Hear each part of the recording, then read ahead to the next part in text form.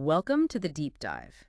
This is where we take the sources you're interested in and, well, we really cut through the noise to get you those key insights. Yeah, think of it as your shortcut to feeling genuinely well-informed, but without all that feeling of being overwhelmed. Exactly. And we know you, our listener, you appreciate getting to the core of things, quickly but thoroughly.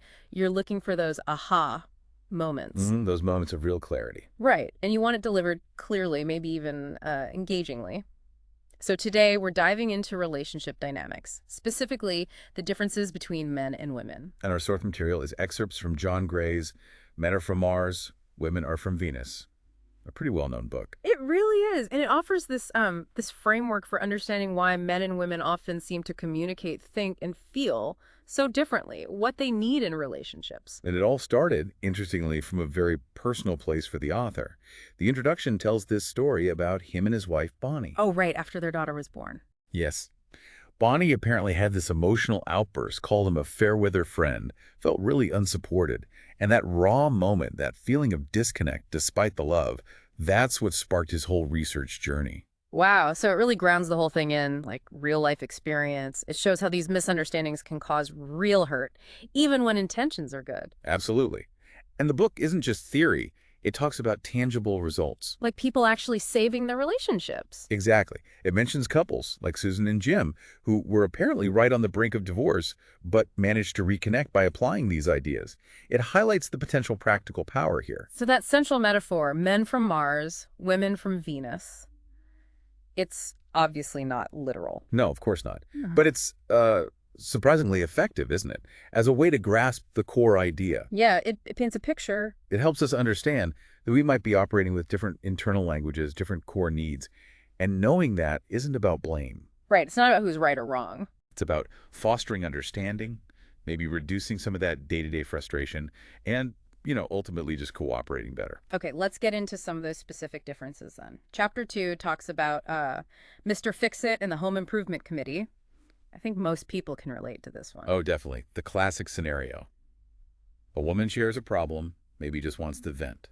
And the man jumps straight in with solutions. You should do this. Have you tried that? Exactly.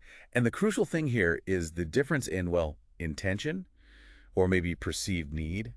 Women often share to connect, to feel heard, validated. They want empathy. Yes, while men often show they care by trying to solve the problem, to fix it. That dialogue example with Mary and Tom really shows this. Where he initially offers fixes. Right. But then he shifts, he just listens, offers a hug, and that's what makes Mary feel better. It shows that just being heard, having feelings acknowledged, is sometimes the solution. And the flip side, the book points out men and advice, they generally don't appreciate unsolicited advice. Especially if they feel they've already messed up. It can feel like criticism, or like they're being controlled, not trusted. So acceptance is more key for them, rather than constant suggestions. That's what the book suggests, yeah. Acceptance allows them space to learn, perhaps. Yeah. But from the woman's side, if her suggestions are constantly resisted... It feels like he doesn't care, or isn't supportive. Precisely. It's this cycle of misunderstanding, rooted in different ways of processing and showing support. And this connects to how people de-stress too, right? The Martian cave. Yeah, the contrast is stark. Men often retreat, seek solitude, focus intensely on one thing like work or the news or hobby to kind of mentally compartmentalize and forget other stresses. The cave. The cave. Whereas women often find relief through connection, through talking about their day, their problems, their feelings. Sharing helps them process. Exactly. It's more expansive. They might talk about a whole range of... And these different styles, they obviously lead to misinterpretations. Oh, constantly. Yeah. His silence in the cave feels like rejection or indifference to her. Or his problem-solving feels like he's dismissing her feelings. Right. Or his intense focus elsewhere makes her feel unimportant.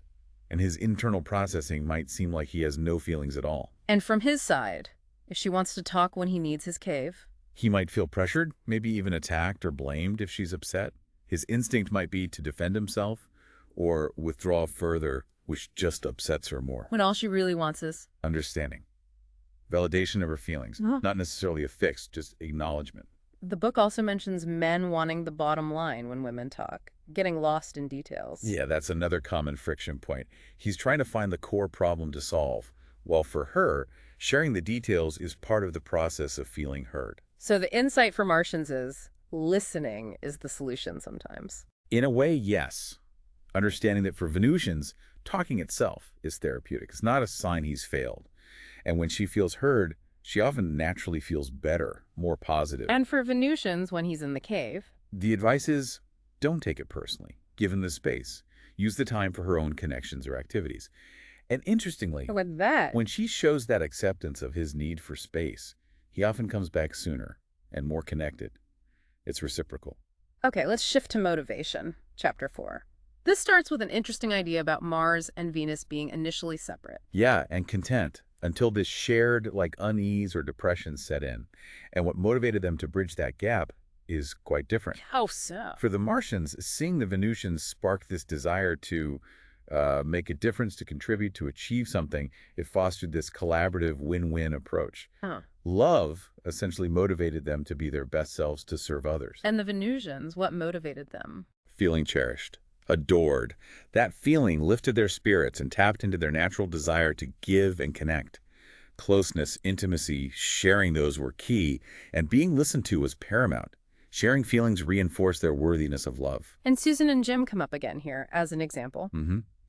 Their journey illustrates the practical steps. Jim learning to really listen and validate Susan's feelings, both taking responsibility for their part in the problems. So it's not just understanding, it's action. Definitely. Practicing new behaviors like setting boundaries, respecting limits, expressing feelings honestly but respectfully. The chapter also touches on deeper, perhaps subconscious beliefs. Like fears. Yeah. For women, potentially a fear of unworthiness, maybe from childhood experiences where feelings weren't validated, leading to difficulty asking for needs. For men, a fear of not being good enough, perhaps from efforts going unnoticed, leading to a fear of failure. The book mentions a daughter seeing her mother receive love. That helps her feel worthy. It suggests that, yes, it's like learning by observation what it means to be valued. And there's this powerful idea of reciprocal change. One person changes, the other responds. Often, yes. When Venusians were ready to receive, Martians felt motivated to give. If a man wants more romance, the book suggests his wife might open up again if he starts meeting your needs. And key thing for men, Yes. realizing it's okay to fail sometimes. That making mistakes doesn't mean he is a failure. That anecdote about the woman happy with her poor partner. And he proposed because of her happiness. Right.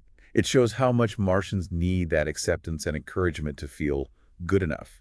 It reminds us Martians need love too. A Venusian's unhappiness can feel like his failure. Love reassures him. And role models are important too. Positive male role models, yes, showing that vulnerability and connection are strengths, building confidence in relationships. Okay, chapter 5, speaking different languages. This feels really central. It really is. The idea that the same words can mean vastly different things. Gray suggests the early Martians and Venusians probably had tons of miscommunications until they figured this out and became essentially translators for each other. Can you get some examples? Those translations were eye-opening. Sure. Like a woman saying, I'm so tired I can't do anything. A Martian might hear blame or a demand. She might just mean, I feel overwhelmed, I need some understanding, maybe a hug, or no one listens to me anymore. He might hear a direct accusation. She might mean, I feel disconnected, I want to feel heard. it's about the underlying feeling, not always the literal words. Exactly. And how we process things. Women often think out loud, discovering thoughts through talking. It fuels intuition. Men tend to process internally, mull things over, formulate the right response. Which can lead to silence. Right. And that silence can be misinterpreted by women as indifference or not caring, triggering those deeper fears. And the classic male phrase, I'm okay. Which, translated, often means, I can handle this myself, I don't need help right now, please trust me. For a Martian, being trusted to handle his own problems is linked to his self-worth, his honor. How about worry? That's different too. Venusians often show love by expressing concern, worrying about their partner. Martians tend to show love by not worrying, by expressing confidence in the other's abilities. The author realized his wife actually wanted him to worry sometimes. Huh. That's counterintuitive for many men, I bet. It can be. And the lists of stress relief activities in the book, they really underline this contrast, solitary active focus for Martians versus connection, talking for Venusians. And even caring can be too much. From a Martian perspective, yes. Well-intentioned help can feel like smothering, or like she doesn't trust him to manage. Like the author's example with Bonnie helping him pack. Martians need that feeling of unconditional trust, the freedom to learn from mistakes. Okay, chapter 6. Men are like rubber bands. This is another really vivid metaphor. It is. It describes the male intimacy cycle. Getting close, needing to pull away for a bit, and then snapping back with renewed closeness. Misunderstanding this is a huge source of problems. Like with Maggie and Jeff in the book. Exactly. Intense romance, then he pulls away emotionally. Maggie tries to bridge the gap, chase him. Which pushes him further away. Right. She was, without realizing it, preventing his natural need to pull back before feeling that strong desire to return. The book argues if he doesn't get to pull away, he never feels that full longing to be close again. So chasing him is counterproductive. Very much so, according to this model. It prevents the natural spring back. But importantly, What's the other side? men need to understand that after he springs back, all eager and close, a woman might need some time, some conversation to reconnect emotionally. She might not instantly match his renewed intensity. Patience is needed. And why do men pull away in the first place? Two main reasons suggested. Sometimes a woman senses the pullback starting and tries to prevent it, ironically triggering it more. Other times, it's just his internal need for autonomy kicking in as intimacy deepens, a need to recenter himself. It's not always what she says, but the timing. And her misinterpretations of his silence during withdrawal? She might assume he's mad at her or doesn't trust her. The advice: initiate conversation sometimes, share her feelings without demanding he reciprocate immediately. Often he'll respond to what she shares. Like the Sandra and Larry example, or Lisa and Jim, showing how these patterns play out. Women withdrawing their own vulnerability or misreading his need for space as personal rejection, when it might just be about work stress, for instance. And there can be fears involved for men, too. Yeah, fear of losing love if they pull away, maybe from past rejection, or fear of being unworthy of deep connection if they get too close. Understanding this cycle helps everyone. Less guilt for men, less confusion and panic for women. Okay, then chapter 7 flips it. Women are like waves. Another powerful image. It describes how a woman's ability to give and receive love, her self-esteem, her mood, tends to rise and fall cyclically, like a wave. Expecting constant high tide is unrealistic. And when the wave crashes, she goes into her, well. That's the analogy, yes, a time to process negative feelings. And crucially, during this time, she needs support, empathy, understanding, not fixing. Like Bill trying to fix Mary's upset. Right. His attempts made her feel worse initially. He had to learn she needed to hit the bottom of her emotional wave before she could naturally start to feel better. Patience and acceptance are key. And when she comes out of the well, it's not always permanently fixed. Often not. It's a cycle.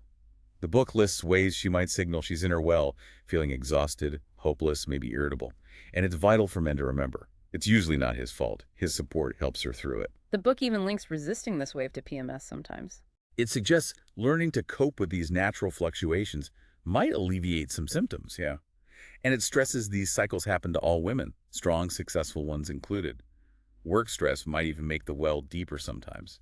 It mentioned a potential 28-day cycle, similar to men pulling back. Yeah, research suggesting a self-esteem cycle, and the author noting a similar time frame for the male withdrawal pattern. Interesting parallels. The Kathy and Harris conflict about TV that highlighted the clash. Definitely. He felt invalidated, wanting his downtime. She felt unheard, needing validation for her feelings of neglect. Understanding the bigger picture, her wave crashing due to cumulative feelings, his cyclical need for withdrawal helped them navigate it. And the steps for a man needing to withdraw when she's upset. Accept his limits, validate her pain even if you can't fully engage right now, and reassure her he'll be back to talk after his time out, like saying, I understand you feel hurt, I need some time to think, let's take a break and talk later. Even money can complicate things if needs aren't met, like Chris and Pam. Right. He thought providing financially should make her happy, but he stopped validating her emotional needs, like he did when they were poor. Wealth doesn't stop the wave. She still needed permission to feel upset and understood. So understanding the waves is crucial for men giving support. Absolutely. It's about giving the love she needs when she needs it most. Moving to chapter 8, discovering our different emotional needs. This feels foundational. It really is. The core idea is we often give what we want to receive, but our partners might need something completely different. This leads to, dissatisfaction, resentment. So what are the primary needs? For women, the book lists 6. Care, understanding, respect, devotion, validation, and reassurance. Okay, and for men? Also 6, but different. Trust, acceptance, appreciation, admiration, approval, and encouragement. Let's break down the male needs a bit. How can a woman show trust? By not trying to control him or constantly improve him, letting him handle things his way sometimes, The acceptance. not criticizing or judging, giving him the benefit of the doubt, Appreciation. acknowledging his efforts, noticing the positive impact he has, saying thank you. Admiration. This one's interesting. It links to her prioritizing his needs sometimes, which then motivates him to make her feel like number one. A sense of wonder or delight in who he is. Approval. Not blaming him for mistakes. Trusting his intentions, even if the execution isn't perfect. Not telling him what to do constantly. And encouragement. Believing in his capabilities. Yeah. Not nagging, but expressing confidence. Trusting he can figure things out. The knight parable illustrates this well, doesn't it? The unsolicited help undermining him. Exactly. The noose and poison, unwanted advice and control weaken his sword, his natural abilities. He succeeds when trusted to use his own approach. The chapter also lists common mistakes. Right. Things women do that make men feel unloved. Like not trusting, trying to change him, using upset feelings to manipulate, not appreciating efforts, blaming him, correcting him constantly. And the mistakes men make. Not listening attentively, offering solutions instead of empathy, getting angry or defensive when she's upset, minimizing her feelings, not prioritizing her, failing to provide those 6 key female needs, care, understanding, etc. It gives advice for men on listening without getting angry too. Remembering it's usually not about him, pausing, breathing, really trying to understand her viewpoint before defending his own, maybe taking a time out if needed. The goal is supporting each other based on these unique needs. Which leads us to Chapter 9, How to Avoid Arguments. Easier said than done sometimes. Definitely. The chapter argues against arguing. It suggests focusing on discussion, negotiation, finding ways to express negative feelings without it becoming a battle, It contrasts fighting couples with couples who suppress feelings. and says both lose loving feelings eventually. The war versus the Cold War, neither is healthy long-term. Resolving things requires seeing the other's view. Which is harder when you feel attacked or unappreciated. Exactly. Defensiveness kicks in, especially in close relationships. And often, it's how things are said, the tone, the lack of care, that hurts more than the actual words. Men might focus on being right and sound uncaring. Unintentionally, yes. Yeah. And women might start arguments by expressing negativity without buffering it with trust or giving unsolicited advice, which feels like mistrust to him. So it takes just one person to stop the escalation. That's the key. Recognize it's becoming an argument, call a timeout, cool off, recenter, then come back to talk lovingly and respectfully. It mentions the 4 F's of avoiding hurt. Right, the unhealthy responses: fight, blink, flight, withdrawing, fake, superficial agreement, and fold, giving up your own needs, all counterproductive. Like the wife who folded for 20 years and ended up unhappy. A stark warning. The goal is understanding sensitivities and turning potential arguments into supportive conversations. The author's picnic argument example. Where his talk of investments triggered her feelings of neglect. Yes. It shows how surface issues mask deeper things. His explanations felt like invalidation, because she needed to be heard first. Arguments often spark when he feels disapproved of, or she disapproves of his tone or lack of validation. Especially when he's made a mistake and feels vulnerable. That's when he needs love most, and disapproval hurts intensely. The book lists examples of rhetorical questions women ask. And how men hear them as attacks. Right, and then his explanations sound dismissive to her. It offers more constructive phrasings, ways for him to take a time out respectfully. And the author's wife expressing deep feelings without accusation worked. Yes, it led to understanding, not an argument. Like Pam and Chuck in counseling, he didn't get that his providing meant less personal energy for her, leading to her resentment. Understanding the different scoring systems is vital. Which brings us neatly to Chapter 10, Scoring Points with the Opposite Sex. This is all about the different things that make men and women feel loved and appreciated. They're different currencies of love, you could say. And these points are crucial for motivation. It gives that long list for men, right? 101 ways. Lots of small, thoughtful things. Listening attentively, offering help without being asked, planning dates, validating feelings, giving compliments, showing interest in her day. Little things that add up. Filling her love tank. Exactly. And consistency is key, but equally important. Men need appreciation too. Absolutely. Yeah. A smile, a thank you lets him know his effort landed, that he scored a point. He needs that feedback. Men stop giving if they feel taken for granted. Bonnie's love note example really drove that home for the author. It did. He realized he was putting clients first, unintentionally neglecting her needs despite working hard for the family. His shift making her his most important client has huge positive effects. So men should offer small supports proactively. The book advises it, yes. Women often see that as a sign of love, expecting it sometimes. And since Venusians might say yes even if they feel stretched, Martians need to be mindful not to ask too much and offer help first. that's the idea. Like Bonnie wanting cultural events, but always agreeing to his movies. Paying attention to subtle cues is important. And how does a man feel loved? It's more about her reaction. Largely, yes. How she feels about him, her loving response to his actions, fills his tank more than just what she does for him. Resentment cancels out the points, so expressing love through positive feelings is key for him. The chapter mentions a scoring system and love letters, too. Yeah, a way to illustrate value, and the love letter technique for expressing hurt without blame, plus a response letter to help envision a loving reply and be more open to receiving support. And it addresses sincerity. Right, if he's just saying what she wants to hear. The advice is, if he's trying, it's likely genuine effort, even if awkward. Appreciate the effort to encourage it. Chapter 11, Keeping the Magic of Love Alive. This emphasizes skills. Love isn't enough. Communication is a skill we can learn. It prompts reflection on childhood experiences, how we learned or didn't learn to express feelings, ask for needs, admit mistakes, receive acceptance. And how we cover up real feelings. Men and women differently. Yeah, men might use anger or indifference to hide sadness or fear. Women might use worry or confusion to mask anger or disappointment. These unaddressed feelings block real communication and listening. So healing our own past stuff helps relationships now. Definitely. It makes it easier to share responsibly and listen without reacting defensively. Avoiding negative emotions gives them power. Facing them reduces their control. And intense upsets often trigger those past feelings. That's the idea. Past stuff resurfaces, blocking loving communication. Addressing those feelings, maybe through writing like the love letter technique, helps positive feelings emerge. Can you explain the love letter technique again briefly? It's a structured way to write out negative feelings. Hmm. Anger, sadness, fear, regret, then shift to love, appreciation, desire, forgiveness. Doing it regularly, like weekly, helps process things. The author mentions other resources too. Yes, there's other books and tapes for deeper work. The main point is meeting emotional needs improves communication and having safe people to talk to. Therapist, friends, support groups. Crucial for healing and receiving love. Sharing love letters with a listener can be powerful. Group support offers connection and perspective.